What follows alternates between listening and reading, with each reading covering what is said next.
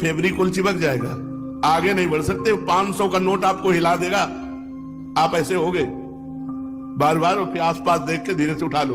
500 रुपए आपको आगे नहीं बढ़ने देगा। अगर 10-20 नोट 500 के पड़े हो और आसपास कोई हो ना, और आपको फिर उनको क्रॉस करना हो, निकल जाना हो वहां से, फिर आपकी परीक्षा होगी कि आप कितने बहादुर हो, कि आप उनको रौंदते हुए निकल जाओ। उनका कोई महत्व ना हो, जैसे रद्दी कागज ऐसे तुम्हें, लेकिन ऐसा नहीं होगा। अगर एक कदम चलोगे, पीछे 500 का नोट है, आगे 2-4 नोट पड़े हैं, तो आसपास पहले दृष्टि जाएगी, कोई देख तो नहीं रहा है, फिर धीरे से उठा लेंगे। भले हम वो कहीं दान पेटी में डाल दें, लेकिन उठा जरूर लेंगे। क्यों उठा लिए? क्योंकि महत्व है, धन में महत्व है, भोगों में महत्व है। तो ये कहने की बात अलग है कि अरे भाई हमें स्वर्ग के सुख नहीं चाहिए, हमें मोक्ष नहीं चाहिए, हमें प्रेम चाहिए।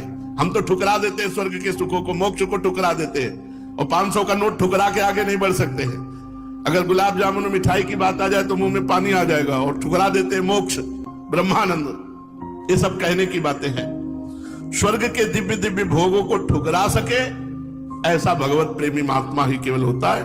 नहीं, एक अप्सरा उतर आती है तो बड़े बड़े ऋषि मुनि जो है ना, भ्रष्ट हो जाते हैं, अपनी स्थिति से गिर जाते हैं। और मोक्ष सुख तो बहुत बड़ा सुख है, भगवान के प्रेमी जन उसे ठुकरा देते हैं। मोक्ष सुख को अगर कोई ठुकरा पाया तो भगवत प्रेमी महात्मा, जो अभी स्वर्ग के सुख जानते नहीं।